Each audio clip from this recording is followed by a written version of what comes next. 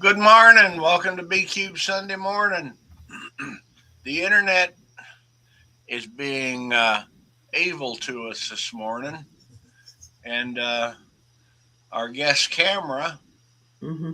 is not playing with him. So when I looked up and I found myself the only one left on screen, I figured it was time to go see if everybody else was somewhere else, and you were. So good morning. Good morning. So Claire, that's and Brenda and Phil, you guys got the show this morning. So what's going on in y'all's world? Oh, well, I got to see my son and daughter-in-law and granddog um, between Christmas and New Year's. And I'm working away on some of the background stuff for Bob's next anthology. I'm editing a new book for Alma Alexander, and those of you who know Alma, wait for it. It is high fantasy, but it is wonderful. It's a What is happening story. to Elma's? She was. It was raining hard, and her retaining wall was going down the drain. Yeah, the retaining wall that holds up her house basically is rotting away. It's about a 50-year-old house. Uh huh. Um, and it looks like Jim is trying to log on. Yeah, it's I'm quacking sorry. like a duck, so that's promising. It's better than nothing. But anyway, Alma is just about, a few $100s short of one third of the total cost of rebuilding that retaining wall. Um, I was hoping that she had gotten some like advice, professional advice, because oh, that's yeah, the kind of thing where she's had a contractor in to good, look at it. good. You And can panic and just start right, worrying about it, or right. if you have an But anyway, expert time, you need data. she started the GoFundMe, and it's helping. There he is. There's Jim. Hey. Hi. Okay. Um, Oh, I Oh, got we have a great view of you. Good, good. Yeah, we didn't want to really see okay. your tummy all the time. Yeah. So now you got the okay, swimming let's one. get So going because we're running a little late on that. sure. Okay. Okay. Anyway, um, I have known Jim Foster for many, many years, off and on. We shared an agent for a while, and just Hmm. recently reconnected. Now that the agent and both of our editors have retired, um, and so anyway, we were talking about having a psychologist on, and I said, "I know one. I know one." Yeah. So anyway, um, Jim Foster writes as James F. David, right? Right. Um, and many of us have resorted to pen names over the years. You have an interesting one for yours, a reason for you using a pen name. What is it? Well, first of all, it was a bad idea. I should have just stuck with my regular name. But the Why reason I is did it it a was, bad idea? You have to tell us later why. Yeah. well, I can tell you the reason is because well, I was working at a university, and so I was trying to keep my professional writing separate from my fiction writing because Mhm. your fiction writing can undercut your reputation as a professional. Right, As a right. professional, I was doing research and publishing research, and so I came up with the James F. David. Because my name's James David Foster, so I just flipped it around and started using that. But Mhm. then once I started writing and publishing, my friends would say, "Well, what's your pen name again? I can't ever find your books." Mhm. And so my family's the same way. They'd say, "Okay, now you write under what's the name you write under?" And so it became kind of a pain, you know. In Mhm. fact, and then later at the university, I was at the business manager. It was a small liberal arts university, and the business manager said to me one day when my book started selling, he said, "Why didn't you use your real name so we could get some free publicity for the university?" So, and then the end result was I ended up going into administration, and so I kind of left the research behind, and so the publication of the two different kinds of materials didn't really matter because I was became a dean and did less or almost no research eventually. So Yeah, understood. And so you write psychological thrillers. And I have to admit that when I read Fragments decades ago, it scared the pants off me. Oh, good. So tell us about your books. Okay, well, my books are kind of a mix. The psychological thriller is probably the best stuff I've done. Although what I started with was Footprints of Thunder, which was a book about dinosaurs coming back to the present. And I was I got this. The longer story of this. I was doing short stories, and I was reading about how there's very few short stories published each year, but there's more novels published, and fewer people can finish novels. And so I said, well, I'm going to write a novel then.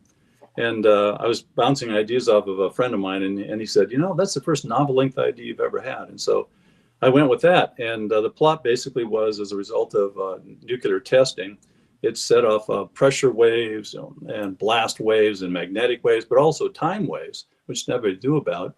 And so eventually, as they ripple through time, there's a confluence, and the past and the present mixed together. So we get dinosaurs from different eras in our present, and people from our present go into the dinosaur era. So then it becomes a survival story. And so I'm writing Footprints of Thunder, and I'm in the middle of writing it. I'm thinking, hey, I've got a better idea. Fragments. This is great. I'm going to take from my psychology experiences, the autistic savants. These are people that have one really slice of genius, but the rest of their brain and mind is kind of developmentally disabled, and so they're an interesting group because they have these fantastic abilities, but only in a very narrow slice. And so psychologist takes those slices, their minds together, slices them together. He finds a house near the University of Oregon to create a supermind. I thought, I've got to write that. That's a better novel. That's more right up my alley, right? Mm-hmm. And then, so I was in the middle of writing Footprints of Thunder, and Jurassic Park came out, the book. Oh dear. And I thought, oh man, they're going to think I ripped off, Crichton. And so I about abandoned it. But then one of the other things I committed to is if I started a book, I was going to finish it. I didn't care if I didn't sell it. It was going to finish it. It was kind of like my doctorate. I started into it. I thought, I'm going to finish it, even if So I finished Footprints of Thunder, found the agent that Phyllis and I shared, and she sold it to Tor, and they brought it out, and the timing on it was perfect because my book came out right when the sequel to Jurassic Park came out, and a book called Raptor Red came out, and I would go yes. I've read that. Yeah, it's good. Yeah. Book. Barnes and Noble, I'd go by their, they'd have these big tables, and they'd have Raptor Red books, Jurassic Park Lost World, and Footprints of Thunder by James F. David. And they're all sitting there, and books sold really well, their second printing. And meanwhile, I went on and wrote Fragments while this was all going on because the production process took so long. I actually finished Fragments and published it. And then I did a sequel to that one because I liked it so much, because this mind melding thing I thought was pretty cool. And I thought I could use it in another book and use some of the surviving characters, in that book. And Surviving characters, that's the key word. That's always something ominous to hear as a reader. Oh dear. Yes. Yeah. So yeah, if you're going to read the book, not everybody's going to survive. So just keep that in mind. But that was it's probably one of my best. And then I went on to write some others. I did Before the Cradle Falls. By the way, these titles, like Fragments was the title, but all the other titles got changed by the publisher. They never liked the ones that I liked. I started out with my dinosaur book as Time Quilt, and when I sold the rights to it to a Japanese publisher, I think it was the Japanese, either that or the Koreans, they renamed it Time Quilt. I didn't know how they came across it. That was the original name for the book. Anyway, so they renamed it. So then Before the Cradle Falls, that was a title. They said this is a better title, but it's basically serial killer. That's being tracked, but there's somebody coming back from the future to kind of save children who are being targeted, and so you have a psychologist who's working with a woman who's the love interest sort of, and they're working on it to find find this killer, but they come across the fact that somebody keeps showing up just in the nick of time to save children to various places, and so they figure they figure out that they might be dealing with a time traveler, and so that's how the plot proceeds from there. So Yeah. Again, a hero psychologist. Yeah. Over on the chat, Jenna says, as long as the dog survives, you're okay. Yes, no dogs were harmed in any of my novels. Okay. And so you talk about a psychologist, and my niece-in-law finished her residency to become a psychiatrist. What's the difference, Jim? Well, first of all, psychiatrists will have a medical background, so they're fully a trained doctor, and then they do the psychological training to do the psychiatric work. They're allowed to prescribe drugs, although in some states now psychologists can prescribe drugs, a narrow kind of band of drugs that's approved for them, antidepressants and things like that.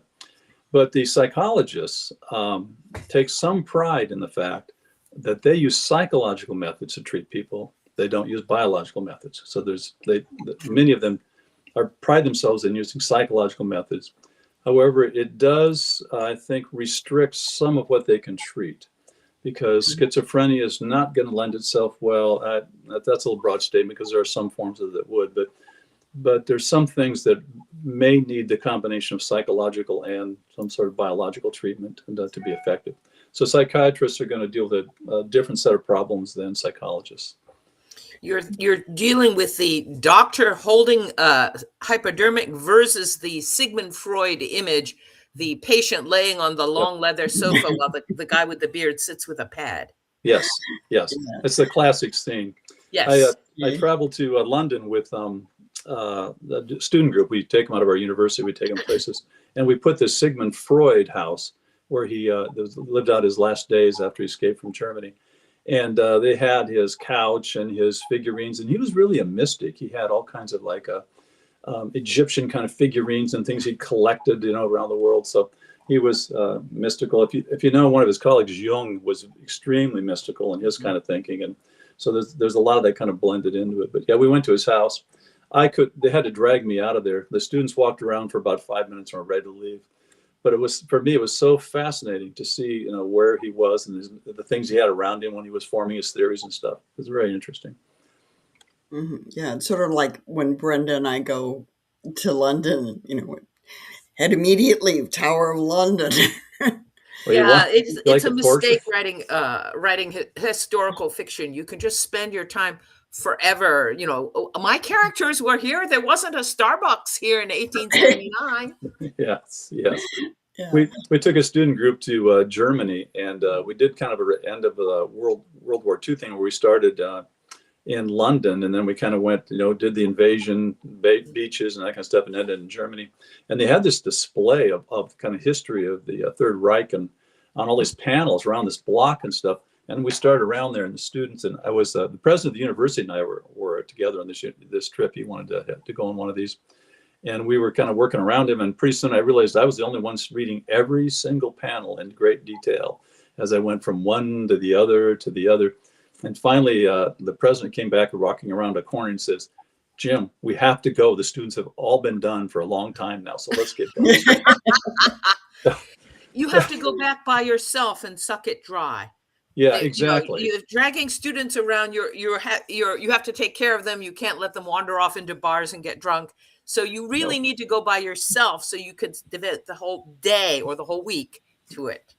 Yeah, the problem I have is my wife, when she goes with me, she doesn't like me to stand there and read everything either. So then that's rough. You couldn't divorce her. That's why I travel alone a lot. Yeah. Yes. Yeah. Yes. What traveling I do from now on will be on my own because age, mobility. Yeah. I go with my husband, who's interested in Roman ruins, and I have walked through endless fields in France where there used to be a Roman road 2,000 years ago, but all there is now is grass. But it is the sort of thing that I'm perfectly willing to do because I will find something. I'll find something, and it'll be perfectly fun, and it'll be great. Yeah. So you have to go. I'm a big fan of traveling for fun. Mm-hmm. Yeah. We've touched briefly on research. How much is enough? Oh, honey. I know. I'm still researching books that came out in 2000. I know. I have to quit doing that. I have to quit looking at the books that are already out, and I have Uh-huh. to go and do the stuff that I need to do that I haven't written yet. Yeah, Mhm. there's every time a new book comes out on the Green Man and Right. that sort of thing, I'm back to researching Walk the Wild with Me. And Right. that book's, Mhm. although I just got the rights back on those two books. So Well, technically, to republish them, you could fix things. You I could can do add more little bits. research. Yeah, you can't rewrite the whole book. You cannot rewrite the whole book because that's what I'm always telling myself. It's done. I cannot rewrite the whole book. This past week, I was in Houston and we went to the aquarium. And for the first time in my life, I petted a stingray. And Mm. did you know that if you pet a stingray, they are so soft. They are Yeah. softer than silk velvet. They Yeah. are just so it's not fur. I want to say it's blubber, but it is really, really soft. You could pet a Yeah. stingray forever, except that they have big teeth and they are kind of hungry, and your fingers look like little fish, the little fish they feed them with. So you have to Mhm. be careful. I But think it was a stingray that killed the crocodile hunter. Yeah, really, Yeah. yeah. it was a big one, right? Yeah, Yeah. Okay. it was These were little ones in the kids petting area, and you could feed them, but they are so soft that stingrays are soft. I swear I need to go back into the previous book and fix it. I'm not going to do that. I'm going to be a better human being. Ooh. Yeah, but you don't have stingrays in the Sharks, Drugs, and Rock and Roll. You have sharks. Well, he's on a reef. There could be stingrays, and he could pet them. I'm going to work on it.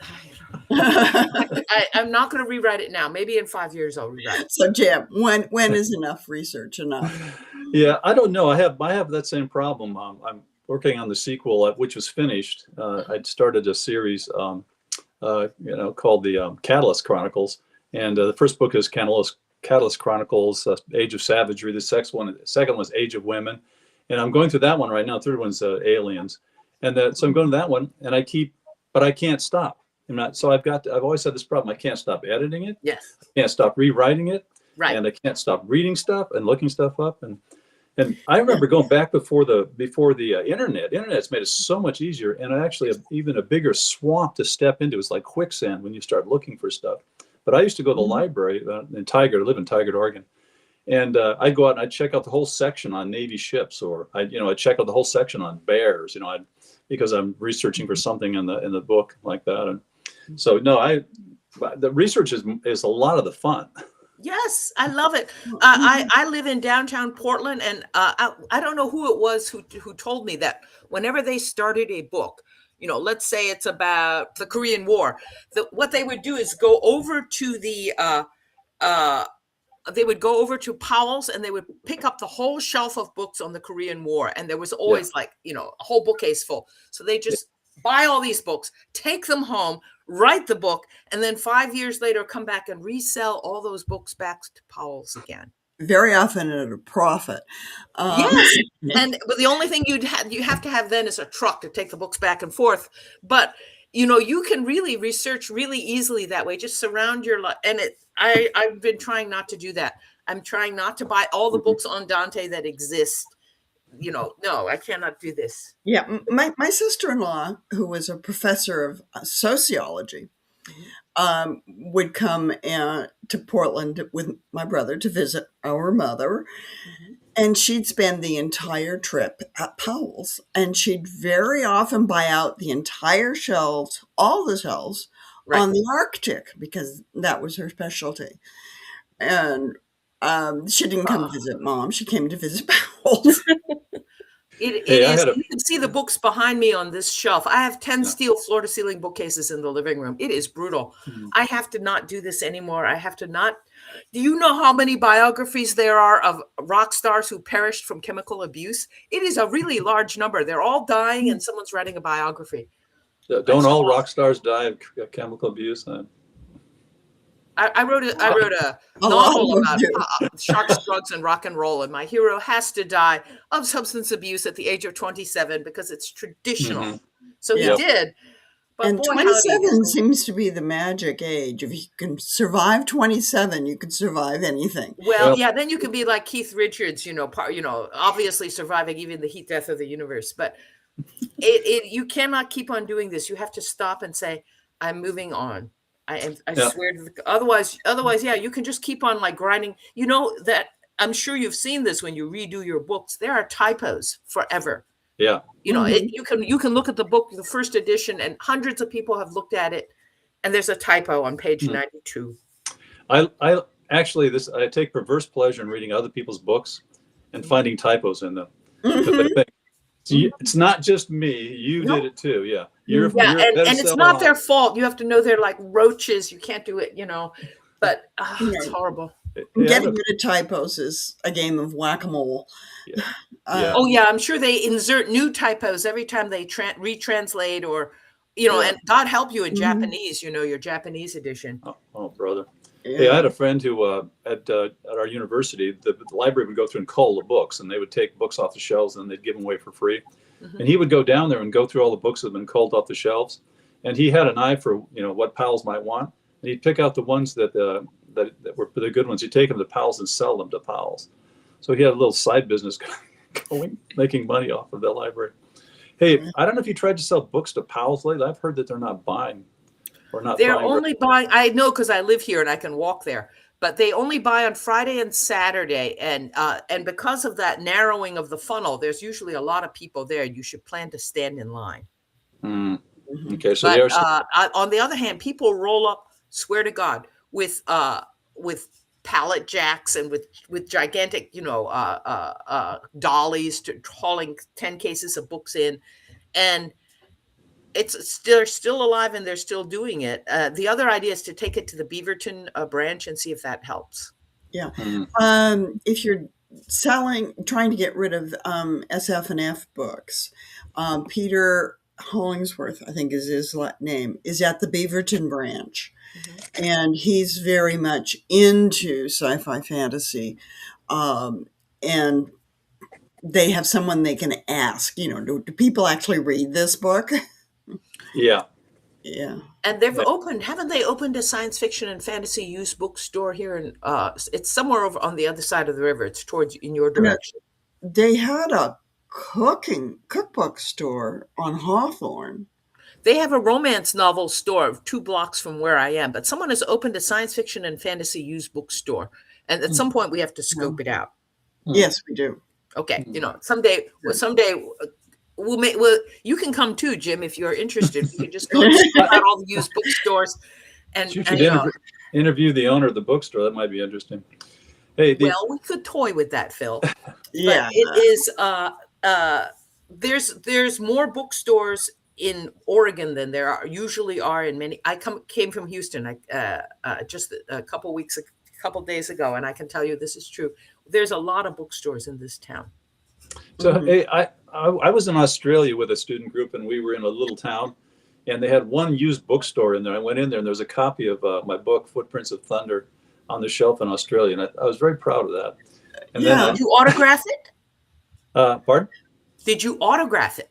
Oh yeah. Well, I made a bigger mistake than that. I actually bought it.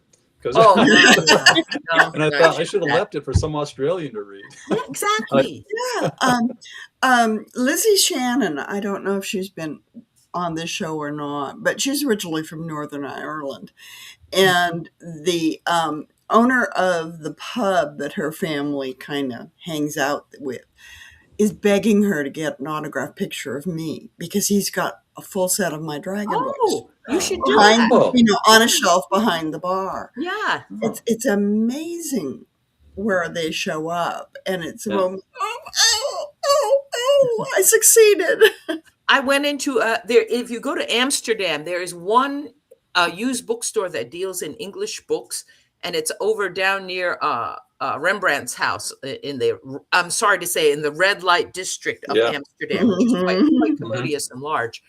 But there's this English language used bookstore, and of course we had to go when we were in Amsterdam, and they have a quite deep science fiction collection in the basement. And there's a lot of things that are obscure that came out in Europe in editions that you don't recognize.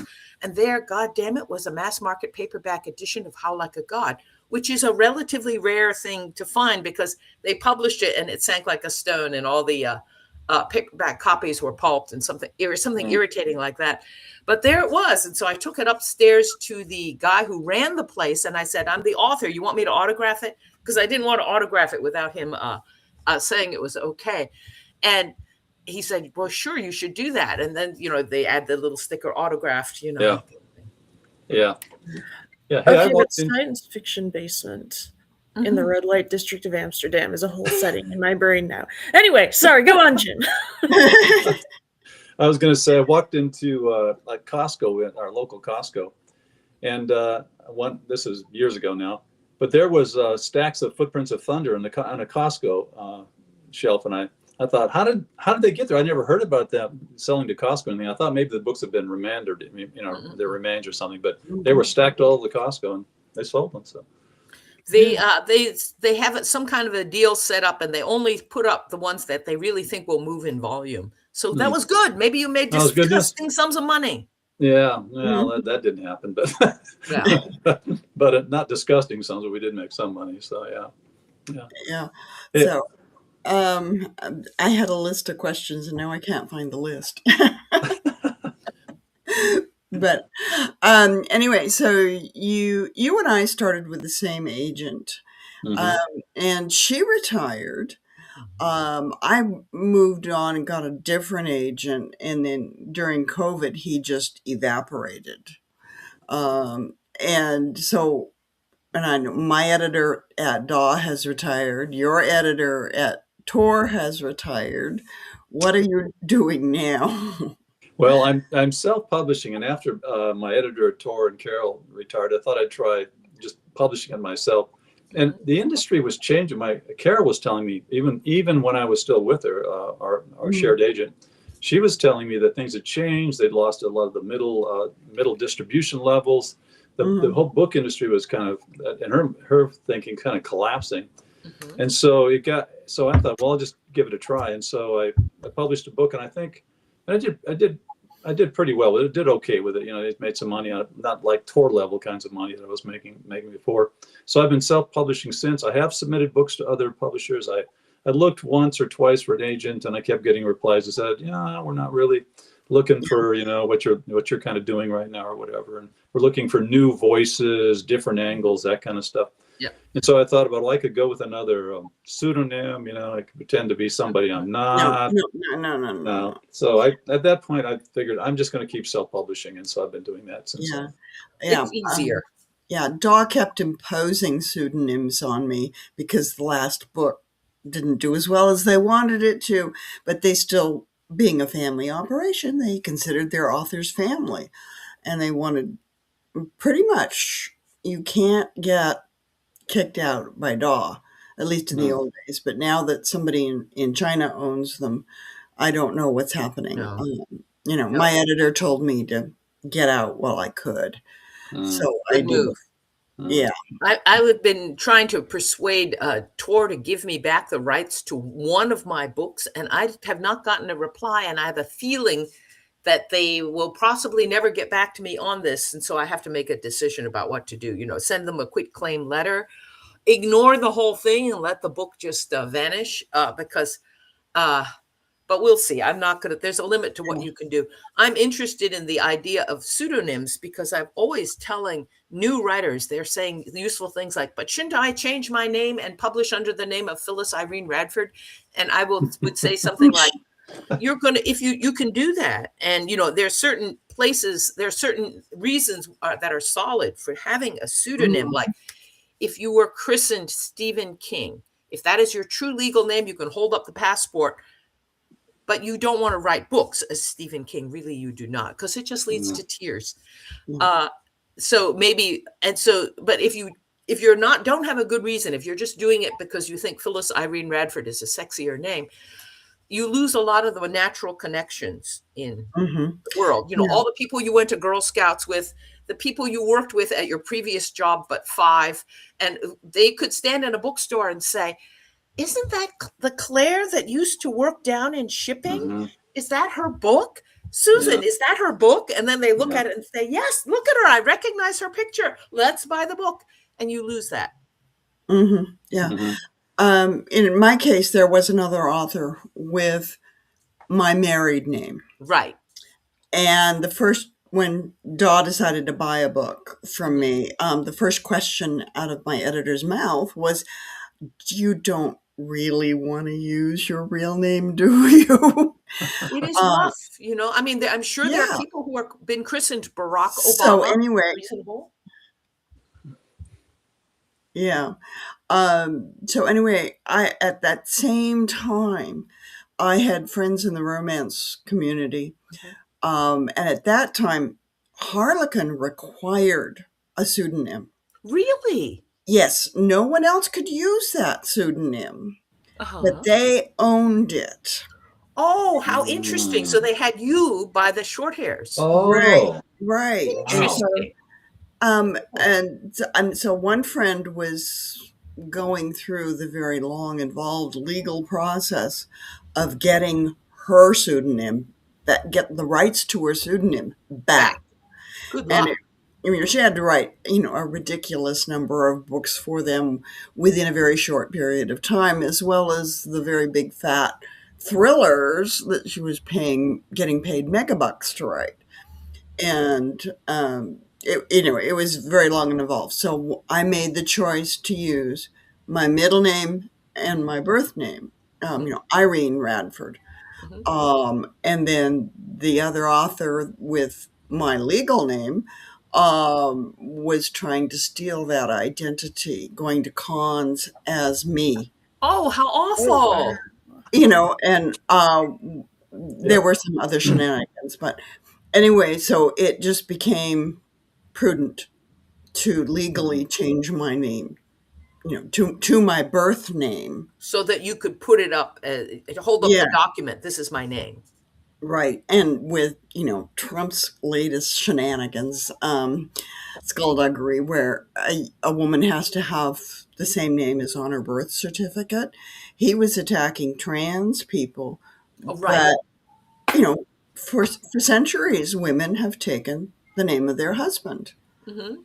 And all those women suddenly have to go find their birth certificates and change their names. I don't know if that really is going to go through, but there are enough people among his supporters who are women like that. They, married and took their husband's name, that I think there'll be some blowback because that's stupid. In the usual way of it, they were not thinking it through the way a good writer should. Yeah. Hey, I want to go back to something you said, Irene, about a friend of yours who they want to use this. The publisher wanted her to use a name because they own that name. Mm-hmm. And I ran into a guy. He came up to me at a signing, and he wanted to talk about what my deal was with the publisher, how much I was getting, for the my share, the book sales and stuff. But he said he was he's a writer for a series of books that I'd read, some of their techno war thriller kinds of things set in the future. And he said, and I said, well, the name of the book is this. And he goes, yeah, I'm one of the writers. That's that guy. And so and he was talking about he hadn't gotten any royalties and stuff, and the book was a bestseller and all this kind of stuff. And I thought, yeah, man, you're getting ripped off because you should be getting something, because I know those books were really popular. But I didn't realize that was done. So he was one of like 6 guys that wrote those books. He was in a stable. Yeah. I think that dates back to Alexander Dumas, who had a stable of people helping him to write, I don't know, his later works. My first encounter with that sort of thing was Carolyn Keene, the author of the Nancy Drew books. And there were, over 50 years of publishing, there were close to 50 different writers. And they'd write 1 or 2, get paid a very small sum of money up front, and that was it. Yeah. It's work for hire. Yeah. And there's a allied thing you can do now, ghostwriting. They just hire you explicitly to, celebrities do this a lot. Princess Fergie in England did not write those children's books, but she felt it would do her good to be on the cover of a book. You can hire someone to actually do the work. You put your name on it, you hand them money and they go away, and you can bind them by contract to a lot of complex things, like keeping their mouth shut about whether they really are or are not Carolyn Keene. You know, you could do that. Mm-hmm. And as long as you're bound by contract, your friend Jim was probably bound by, you know, if he looked at his contract, it probably said, we're going to give you so much money and then you're on your own, pal. It's over. Yeah. Do you remember the people who created and drew Superman? It was Siegel and Schuster. And it was that kind of deal. They gave them, you know, whoever was owning DC Comics at that time, handed them, you know, $500, which was big money at that time, and it was gone. They had no rights to the character. They had the trademark, nothing. When Superman became very, very big, like when the movie came out with Christopher Reeve, somebody went and fished out, I forget, it was either Siegel or Schuster, and they were destitute. They were, you know, they were on welfare and they were suffering. And they ginned up a campaign so that DC Comics gave them a pension, which is only fair because they had made so much money from the intellectual property. Yeah. And there was, I did a blog for Bookview Cafe on this, but back when historical romances were huge, over 50% of all books sold were historical romance for a couple of years. And so someone came up with the cool idea, you know, on over half of those books had Fabio on the cover. Right. So somebody in marketing came up with this cool idea. Let's have Fabio write a book. Oh, Jesus Christ. You know, he could barely speak English, let alone write in it. But they did the contract. They found a mid-list romance writer to write the books. And the gag clause in her contract would choke a horse. Yeah. But her critique group figured out from the snippets she brought to the group, and from what the interviews Fabio was giving, they figured out, hey, she's his ghostwriter. Yeah. She never said a word, but they figured it out. And they hounded the publisher. Nice. And it went to the Supreme Court. And thrillers. Yeah, and the Supreme Court decided that a ghost-written book, the ghostwriter has to be given credit. Even if it's only in like a copyright page, or thanks to my friend Ghosty, who has helped so much with this book, you know, that kind of thing. Right, you know, and there is a Portland area author who was writing Tom Clancy books. Oh, yeah, Tom Clancy has a stable. I wonder if the Kindle romance genre is fascinating right now, because there are a lot of pen names that are actually, you know, run by some business guy who is paying really unacceptably low wages to a lot of those ghostwriters. And I do some ghostwriting, so I see, you know, the job descriptions that get posted. When I do it, it's usually for like business people who I'm like, this is a collaboration that makes sense, because I'm not going to have your business expertise and you're not going to have writing expertise. But I see some of these job postings and I'm like, man, who is getting paid 2 cents a word to write for these pen names that I'm pretty sure not compliant with those rules? Hey, and now with AI, you don't even need that poor starving. You know, you could just roll in and throw the program in. You know, they meet cute in coffee shop. He's a lumberjack. She's a corporate lawyer, and away you go. And you know, so there's going to be a flood of truly crap, genre fiction coming out. I think it's a little more rough with science fiction, but romance, oh my God. Yeah, go ahead, Jim. Well, I was going to say in my the book I published recently, Heavenly Bodies, which is about the creation of a science fiction TV show. And some highbrow writer writes a serious novel, and it gets turned into, and he gets sells it because he's broke, sells it for the TV rights, and turns into this kind of cross between Star Trek and you know, this exploitation science fiction stuff, you know, like Barbarella. As it becomes he finds himself with a hit show that he doesn't even like. Anyway, so it's about his adventures in that world, and I based it partly on my experience trying to sell scripts for Star Trek and stuff. But there's a character in there that's in his writing staff she writes romance novels. And one of the characters in there, when they're first meeting him, he says, I've read your books. They're the same book over and over again. Mm-hmm. You have an Englishman on a fine steed, coming in, and then you do fine change, and it's a cowboy mounted on a palomino, kind of thing. And he's or a millionaire in a Corvette. Exactly. Or Millionaire Corvette. And somebody tried to defend her, and she goes, no, that's pretty much the way I do it, because it's the same thing. Yeah, it's like a Hallmark movie. Yeah, romance is it's the one of the genres where it's the whole plot is fairly fixed. Science fiction, you really have elbow room. You can do anything. Kill them all. Kill the universe. Just pull the plug. Yeah. But in romance, it has to end in a certain way. Otherwise, it's not a romance if they all die. Right. Andrew J. Lucas just put on the chat room, I wrote a comic script called Heavenly Bodies. Did you? Oh, really? Yeah.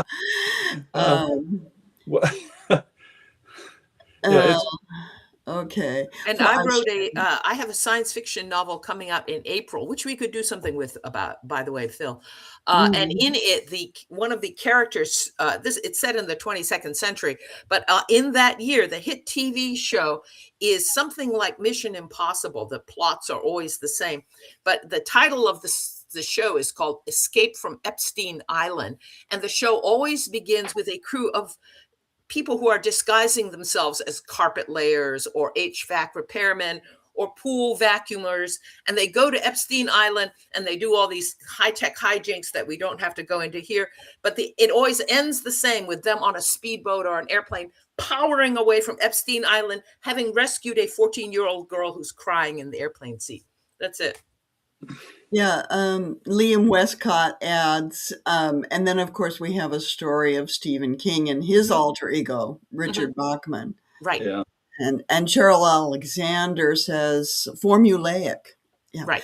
When I was heavy into romance writing, thinking I was writing romance, formula was the F word of the industry, but they are formulaic. They are. They must. It's in the legal definition that RWA puts out. It has to either end happily ever after, HEA, or happy for now. World War II is starting, but we're still happy. That kind of a thing. What is that? They kiss as he flies off into them. Right. When I was first looking at writing novels, I took a look at what was the best selling, and by far back in those days, romance novels sold the most, followed by mystery novels, and science fiction trailed. Tiny slice. Exactly. It was.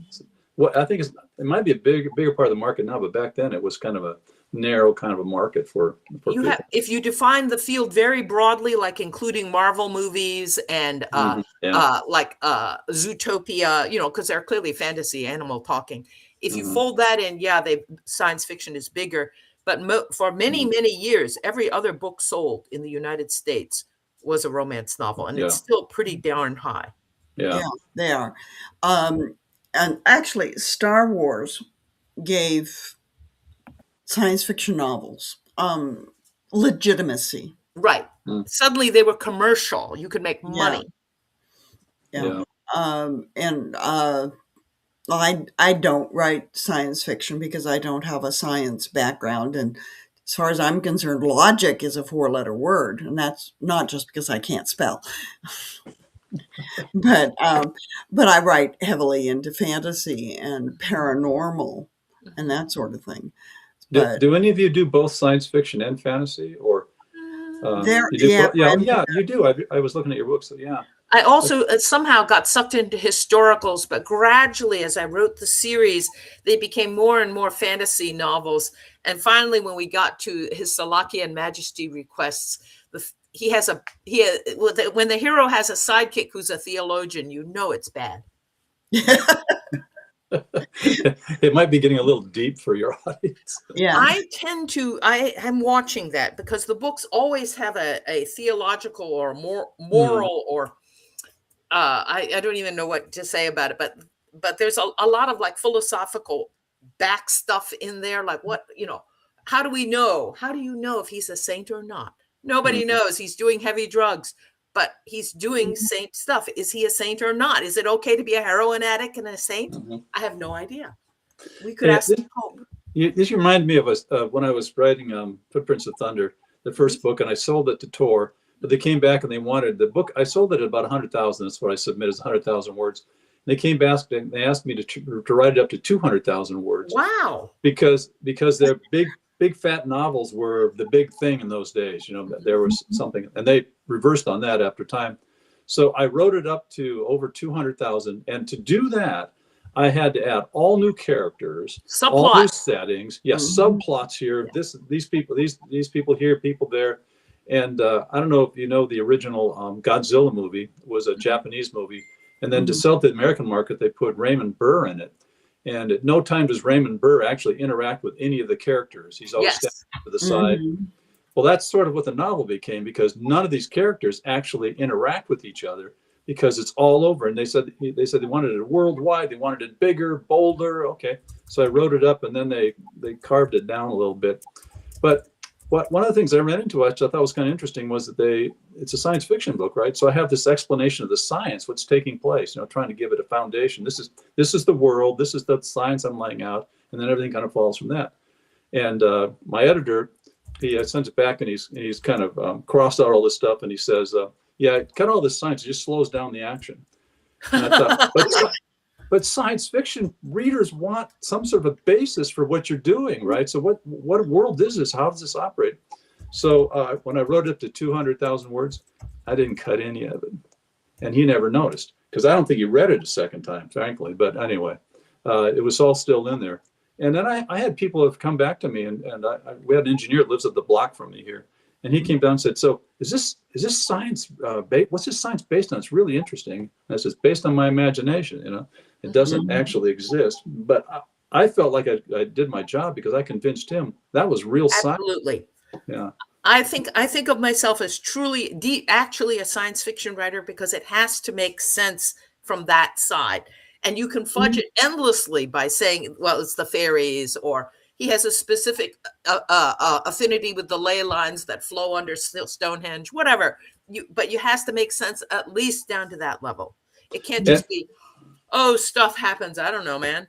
Yeah, and Phyllis, I don't know how you do it, but you have to have rules of magic, right? I mean, there has to be something. Yeah, you can't. It can't just be all loosey and goosey, and I just decided to snap my fingers, and the magic happens like on Bewitched.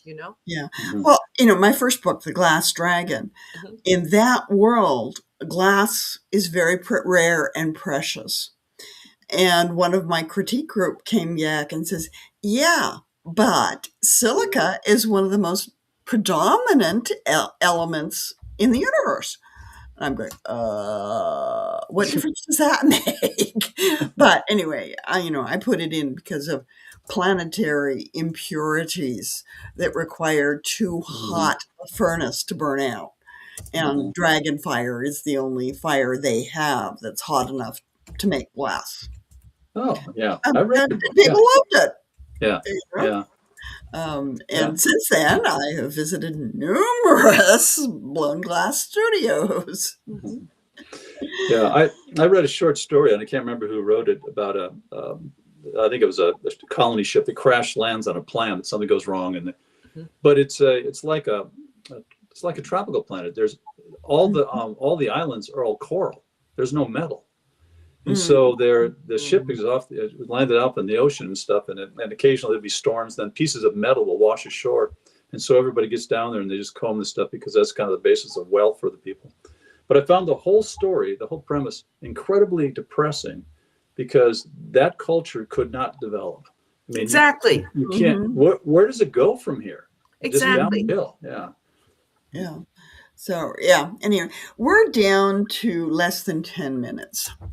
So it's time for wrap up. And we're talking about, what's happening now in your life. Claire, you're always too silent. So, well, now I'm thinking about, I bet you could do interesting things with ceramics if you didn't have metals. But I do not have anything on the publishing front. I am working on a novel draft, but I don't have anything to announce about that yet. So. Okay. And Brenda, what are you up to? Oh, I was going to say that. Did you know that there is a gal, and I ran into her at Worldcon in Seattle. She has written an entire. She's from Australia, and she is a myco. Oh God, I can't do the word. She's an ex-scientist in mushrooms, and she has written an entire series of novels in which mushrooms are the basis of space propulsion, weapons, and manufacturing. She has weaponized mushrooms. You understand me? And the idea that you can do faster than light travel with a mushroom is something that she has figured out, and she actually has this scientifically sound. And I said, well, how come you're not talking to the Department of Defense? And she said, it's never going to be economically viable. Apparently, it costs a gajillion dollars to do any of this stuff. It's only workable on paper. So Well, that doesn't matter to the Defense Department. don't look at me. I'm the girl who will say, "Wow, can't you turn this into high-heeled shoes?"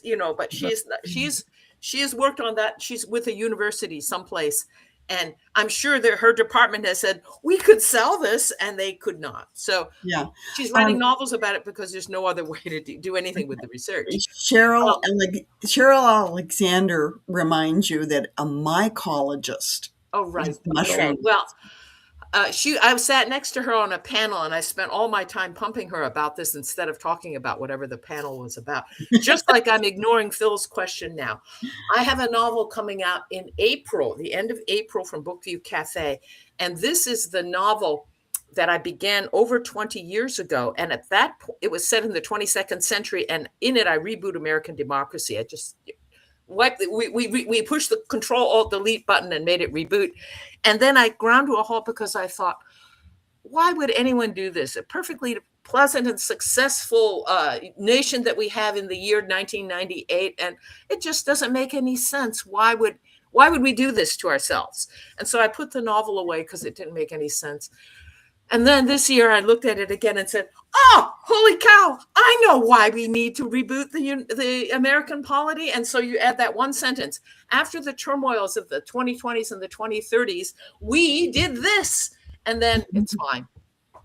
Yeah. Oh, and and you know how in the Simon and Garfunkel song they sing, is the theater really dead?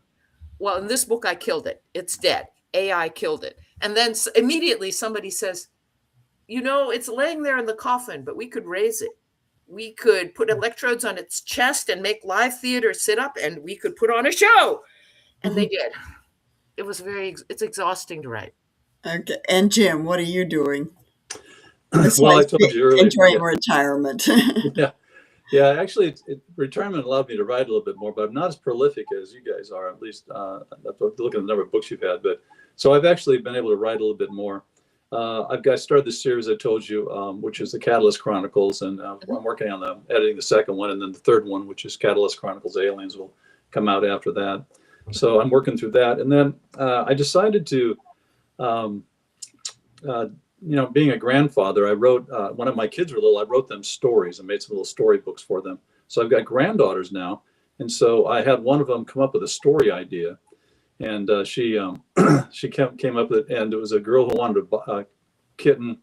And so on her birthday, her dad comes in, he has a box, and there's a kitten inside. So I said, okay, I'll make that into a story. So I turned it into, she wanted the girl's name to be Rose. I asked her what she wanted the name of the cat to be, the girl, what they would look like and that kind of stuff. So I wrote Rose in the Magic Kitten Box. And then she drew a picture for the cover, which is what somebody in the third grade would draw, and put that on the cover, and then put it up on Amazon, printed out some copies for her, and she's got that as kind of a memory from me. And then I did the same thing for the older daughter, and her story. I said, "What would you want your story to be about?" She said, "About a dog." Okay, and then what else? And it meets a butterfly in a forest. Okay. All right. Okay. I'll turn that into a story. And so I and then they meet aliens. And so it was a dog, butterfly, and the butterfly talks, and they meet aliens. So I turned that into a story, and I haven't put that one up yet. I'm waiting for a cover from her, and I'll stick it on there, and I'll post that on Amazon. So, so everybody can read it. And I put that under my name, James. Actually, the cover says my granddaughter's name and Papa, which is what they call me as the author of it. So that's been fun.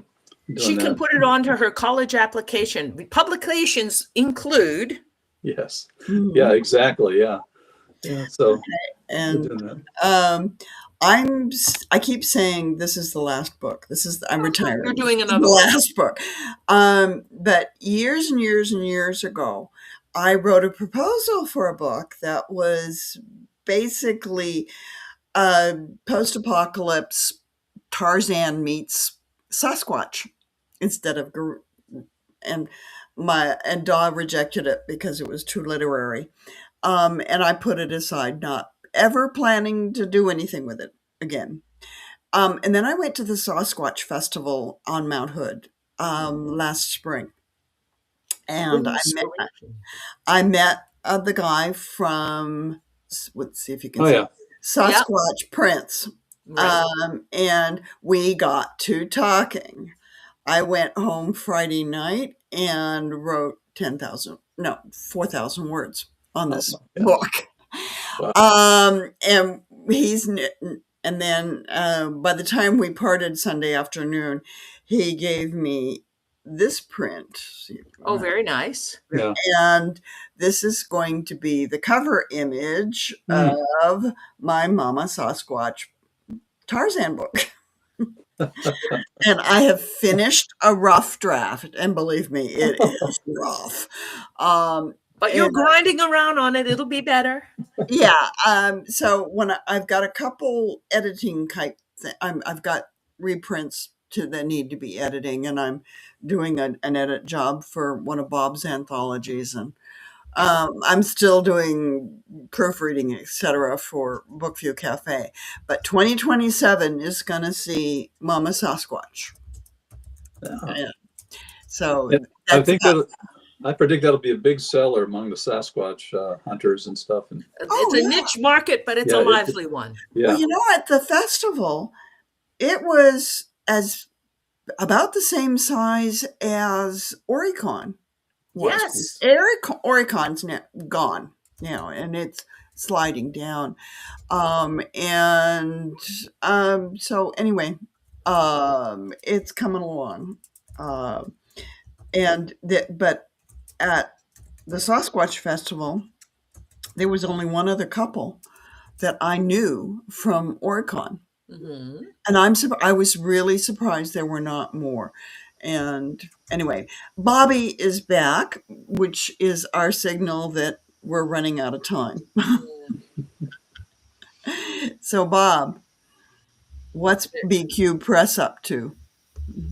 Oh, just glad that we have people like you and Clare and Brenda and James here, all keeping the world moving. We have just putting together the largest anthology we've ever done. Mm-hmm.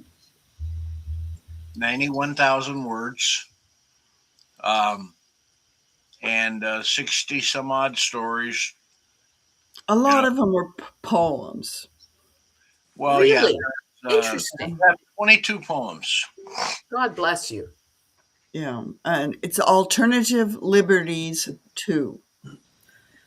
Yeah, we are talking about the notion of naming it Storm Clouds, but we haven't got a final title, but we do have an artist, and we do have a cover. Oh, very good. And I'm not showing it to you yet because Jeff Sturgeon is the artist, and it's a beautiful cover. And when it gets displayed, I want it to be him displaying it.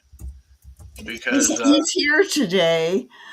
He way back at the beginning of the chat, he signed in. So, are you still there? I've been really. Yeah, no, he hasn't replied. So anyway, but he did log on first thing this morning. I see some of the authors are in here, and so that's good. Mm-hmm. It's a brilliant. We've only got 2 pieces that are promised that aren't in yet. Were we going to try and rewrite the guy who's murdering someone with ivermectin? You were going to make a suggestion, and I may have fallen off the sled. We'll have to talk about that one because I'm calm. something, I'm really calm. The idea that since ivermectin doesn't work, but some people believe it does, you could murder someone that way. oh, You know. I believe firmly in murder, but Yeah, it was a natural, and in fact, I actually wrote it. Jim, hey, latch on to him. I wrote it for a If- mystery magazine, with a mystery magazine in mind. If it Yeah, wasn't for murder, I wouldn't be able to write. So Oh Yeah. yeah, no, it's important to kill as many people as possible as a general rule, Oh, don't laugh. I bought it for a book I was doing that I still haven't finished, but I bought little skulls. Oh, That, yeah, so I could keep track of how many people I had killed, good guys and bad guys. I have white skulls and black skulls. And oh my God. I never want to see your decor. oh, it's not that bad. I just what it was yeah, that's another story altogether. Yeah. But I just don't allow assassinations of the president in our books on Trump. Oh, Uh, yeah. I think my hero used he was killing his grandmother. That was a much better thing. well, grandmothers are okay. Yeah, yeah. Yeah, you Yeah. don't want to encourage people to commit federal crimes. It could lead to tears. Yeah. Well, I also Okay. don't We're going off on strange topics. We have to focus. Right. Well, And we need okay. we need What's to wrong? say goodbye to our audience. Oh, goodbye, audience. No. About the notion is nobody with an FBI file wants to see it get thicker Mm-mm. because they wrote a book about how to assassinate a president. Yeah. So that said, we are coming next week with KG Anderson and Mr. Whitmore. They're going to take us on extraordinary adventures. KG Anderson, by the way, is my co-editor on this.